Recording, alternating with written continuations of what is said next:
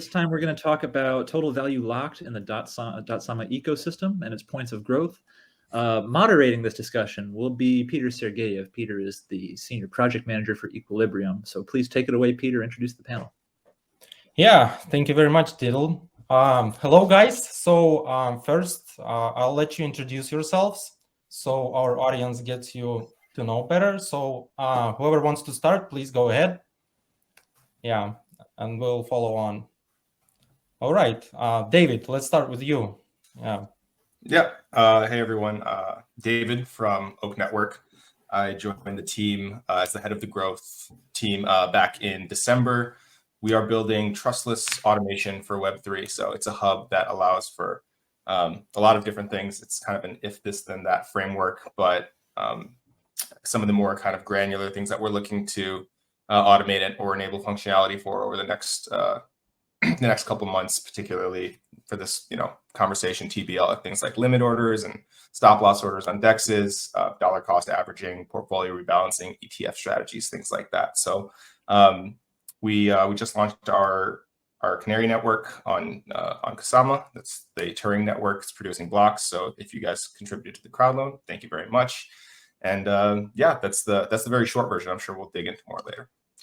All right, thank you very much. Now let's go to Ahmad. Yeah, sure. Hi, everyone. So my name is Ahmad. I'm the head of growth at Composable Finance. We are building a fully cross-chain DeFi infrastructure, both on Kusama and on Polkadot. We were the 7th auction slot winner, and very happy to be here. Very happy to be discussing this, what I think is a topic that's on everyone's mind in this ecosystem.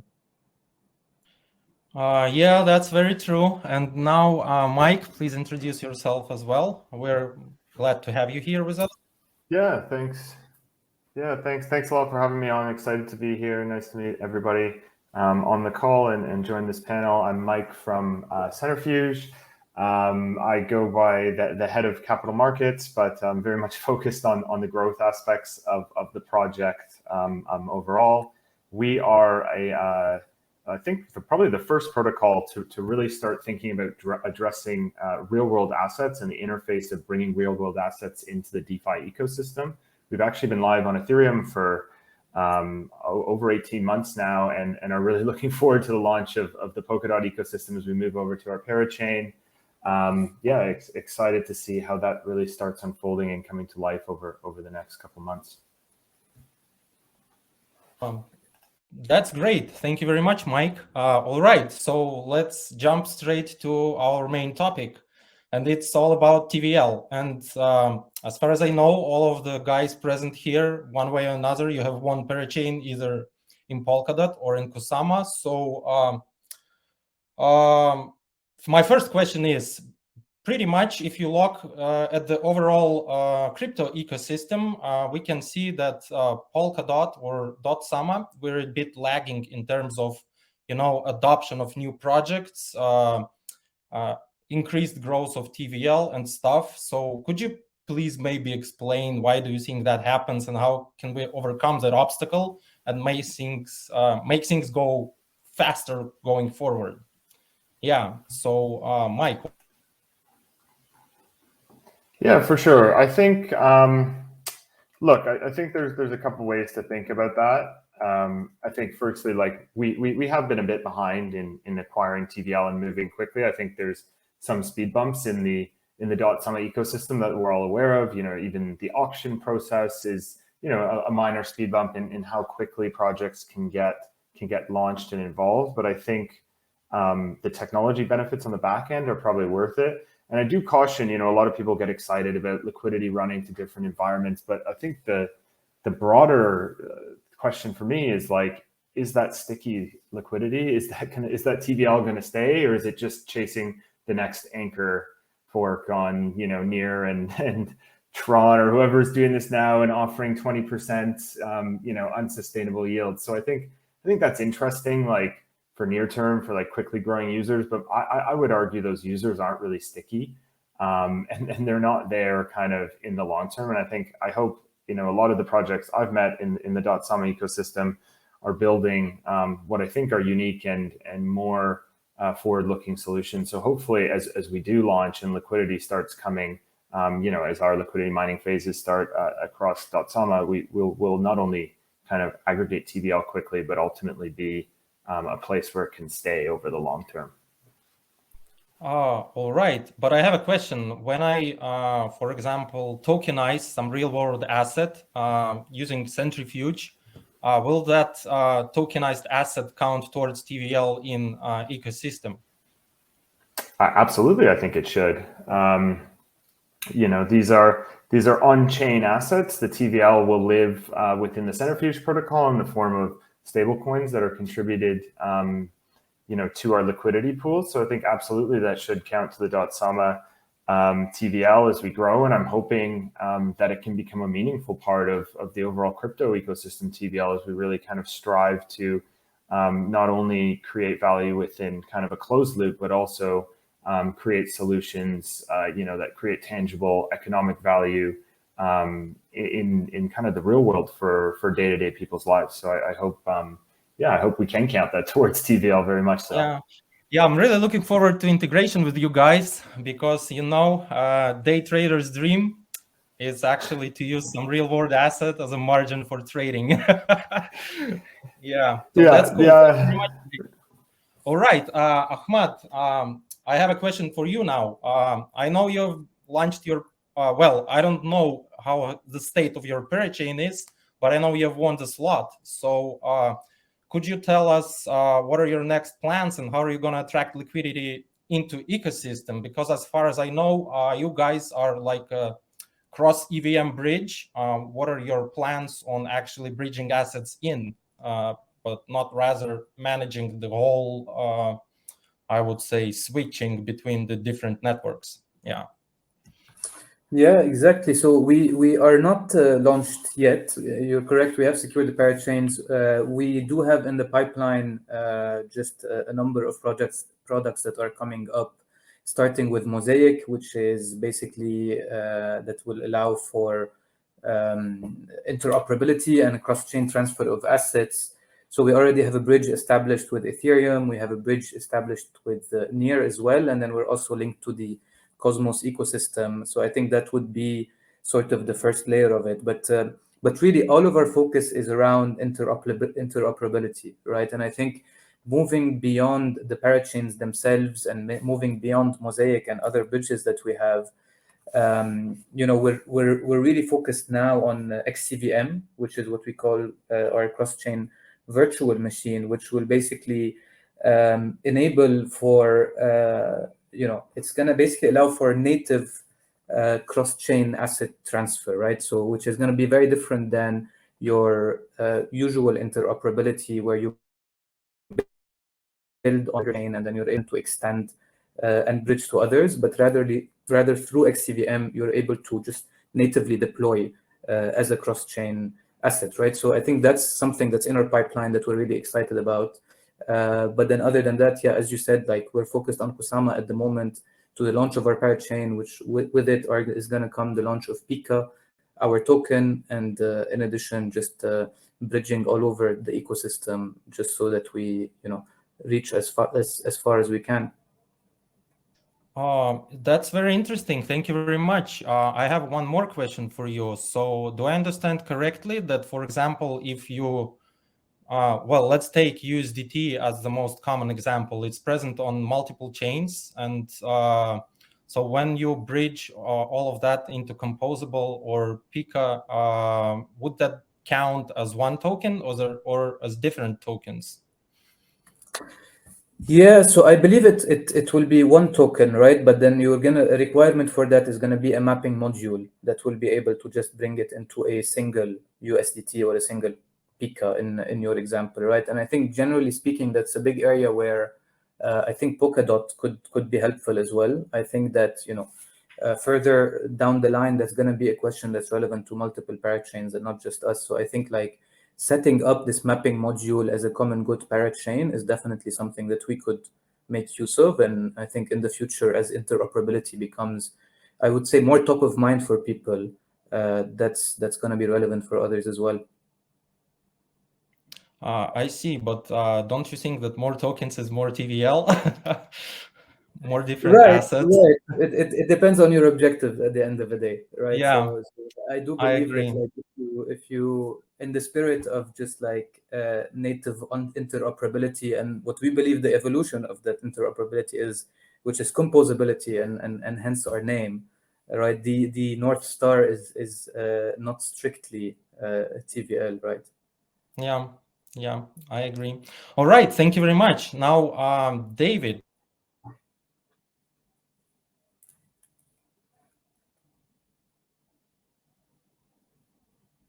For your I think project, you're muted. as I understood, you're like an on-chain automation tool for events and triggers.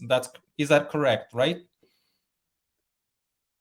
Yeah, on-chain trustless All automation. right. So this also hurts somehow the notion of all these wrapped assets, because if you consider your chain, it basically drops the need for those wrapped assets as well, similar to what Composable is doing. So what's your take on that? Can you say something in your defense? I would say, yeah. Yeah, I mean, when we think about wrapped assets, very frequently, they're just inherent security risks. And I'm not saying that everyone's got the same security risks or the same level of security risks, but at Oak, we're really big on decentralization. We're really big on the value of trustless nature of these protocols, right? And for a lot of bridges, for a lot of the tech, that's kind of what I call like Web 2.5, right? It's not ideal in the sense of you get more TVL maybe, or you get to the ecosystem that you want to, but you're opening up attack surfaces by either signing over your keys or using a bot network or whatever it may be. That's the preferred kind of incumbent solution to automation. And I don't think anyone on the team would argue that those are bad options or we're going to displace everything. But I think for a growing number of people, users in DeFi, in Web3, whether it's remaining anonymous or whether it's just not having access to certain banking facilities that other countries may or may not have, the option of a fully trustless automation system is a valuable one. So it's not the sense that we want to get rid of every wrapped asset in the world, but more of the idea of offering choice to people who really require the security and the trustless nature that we think is a big value proposition of Web3 blockchain technology. All right. Thank you. Speaking about the wrapped assets, do you guys know that, the biggest boost so far to the TVL is all those, I would say, proxied crowd loan contributions, which are done by several projects, us being, and I believe as much as 50 million dots have been contributed this way. So pretty much you get 50 million wrappers on those dots, and those wrappers will be distributed among different projects. And with XCM coming in, pretty much all of this gets interconnected. It gets transferred across all the different protocols and could act as as a starting fluid or a lubricant for the system started to going. So what do you think about that? Is it a good case or is it a bad case? Does it benefit the ecosystem? Does it hurt the ecosystem?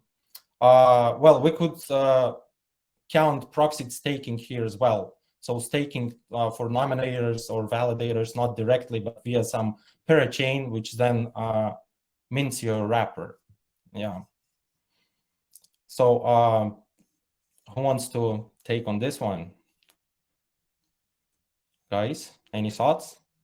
Yeah, I'll give it a shot. I mean, I think back to what I was saying about Oak, a lot of what's really interesting, especially in Polkadot, from my opinion anyways, is the choice, right? You can live in this one ecosystem, but kind of pick your favorite method or pick your favorite platform, and whether they do similar things or wildly different things, being able to share that security, but have individual parachains that are working together is really maybe the biggest value proposition of Polkadot, in my opinion. And you asked about how we get past the hurdle, how we get more TVL.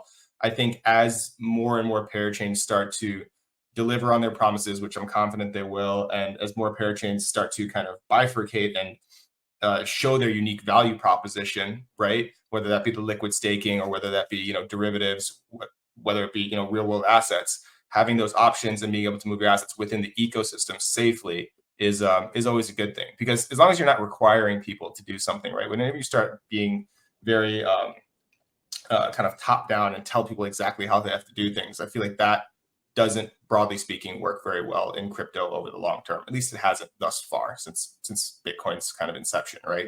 But giving people options is always been a good thing, as long as it's secure. And I think that's really the big value prop in Dotsama.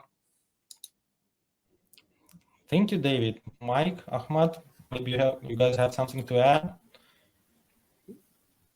Yeah, I think. Sorry, go ahead. I just wanted to latch on to David's point just on the Dotsama the potential power, let's say, of the Dotsama ecosystem, right? In terms of these parachains working together, like I think we sometimes forget that it's quite a young ecosystem, and that a lot of the parachains that are already onboarded have not even launched, right? And I think beyond the parachains or the count of parachains themselves, theoretically, these parachains also act as infrastructure or as ecosystems of their own, where they're able to onboard pallets. And so applications don't necessarily need to go through the parachain route to be on Dotsama, right? So I think a lot of just lost power. So a lot of the growth that I expect to see is also coming as this ecosystem matures, which will also imply that this TVL issue will become less and less relevant with time and with this exponential growth. Yeah, that makes sense. Yeah, I'll just add. Go ahead, Mike. I'll just add purely from like a TVL perspective. Like, I think one of the early kind of pain points of the Dotsama ecosystem is that so much liquidity was fragmented, or locked up across crowd loans and staking. And I think releasing that liquidity is probably like one of the most important kind of near-term injections that the ecosystem is going to have. So I do think that those wrapped assets play a very important part in how we, grow our early TVL and get some capital injections into the early parachain projects, because it's not that helpful to have what is essentially billions locked up in kind of various parachains or staking, and unable to really help accelerate early TVL growth in the ecosystem. So I think they're very important for what we're trying to achieve. Yep, I agree with you, Mike. Thank you very much. All right, the next question I have, it relates to some mechanics Parity and the Web3 team kindly offer us, and it's called pretty much grants from the treasury, which could also directly increase project's TVL and help boost it initially. So did you guys have in mind such an option? And if yes, where could you potentially use the dot liquidity in your protocols? Yeah, so money coming our way is always a good thing, right? So of course we would welcome that always, right? And I think as Mike mentioned as well, like I think especially with like this initial liquidity rushes that are required to kind of just ignite the start of the rise of TVL in the ecosystem. I think that's one big use case. I think from our end specifically, we are building the infrastructure for cross-chain interoperability, but we also have an incubator in-house called Composable Labs, which is basically where we work with builders, we support them through various grants and various programs to actually develop end-user dApps that deploy on Composable. So I believe that's also an area where we could partner with Polkadot to basically get injections into these young projects that are building AMMs, DEXs, or whatever DeFi application out there, really. Thank you very much, Ahmad. What about you guys, Mike? Could you use, for example, the dot liquidity to secure your debt tranches somehow, or in any other way?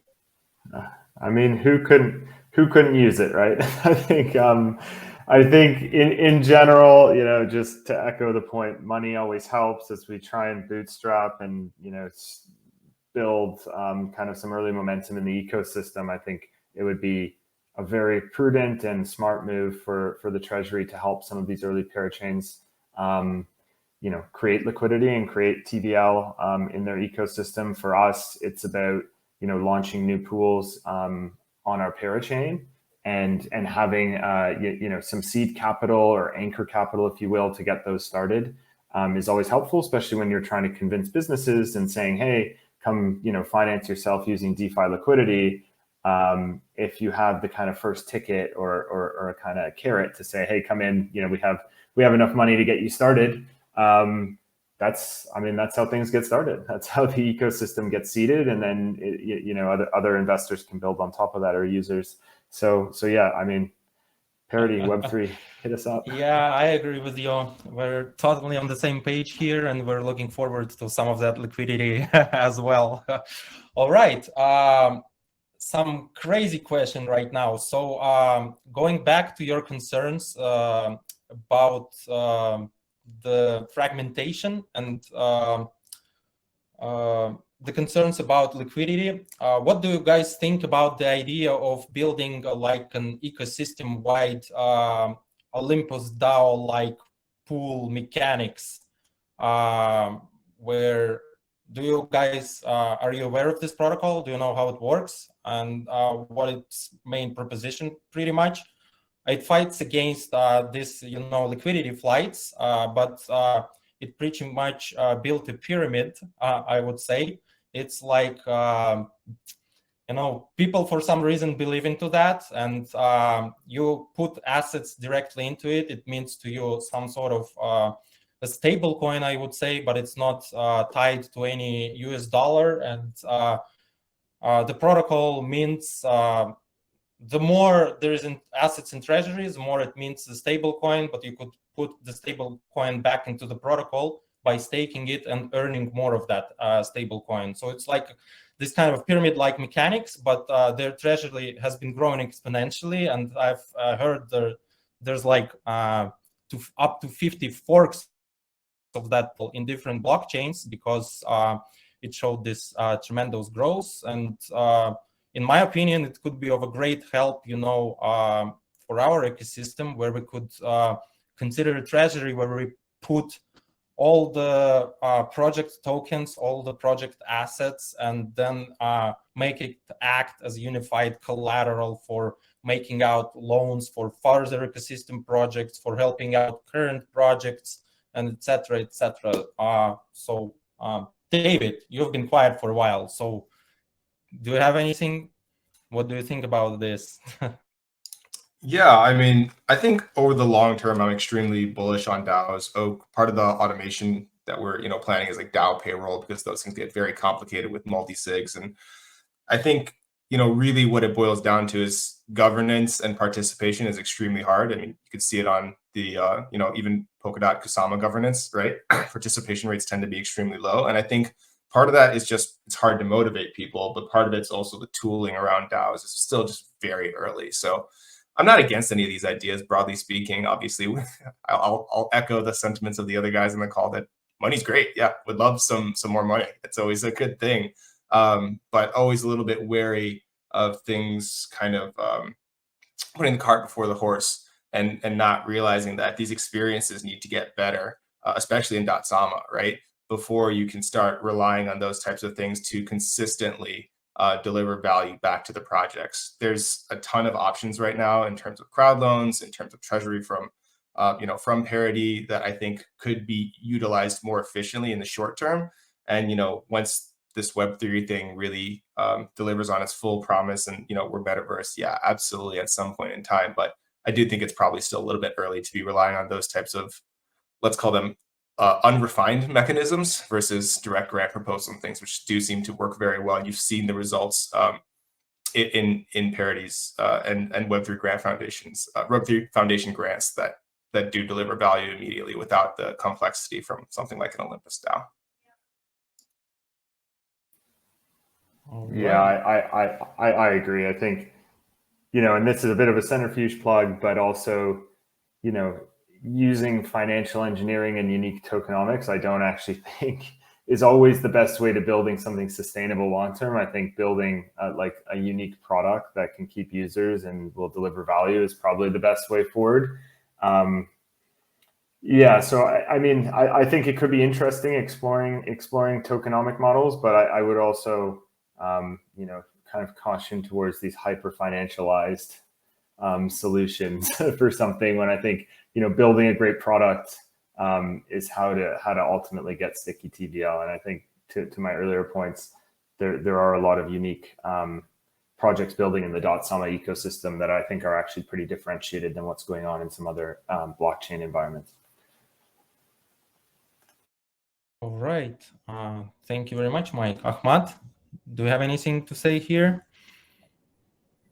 Yeah, I mean, I simply agree, and I think the issue is not that what is the best mechanism to disperse money and what kind of innovation can we create to get money into the right places. I think we're a step before that, which is like we kind of start to need to figure out how do we support projects in the ecosystem, let's say almost in a straightforward way. So I don't think that that potential solution is a solution that actually has a real problem that's grounded in the situation right now.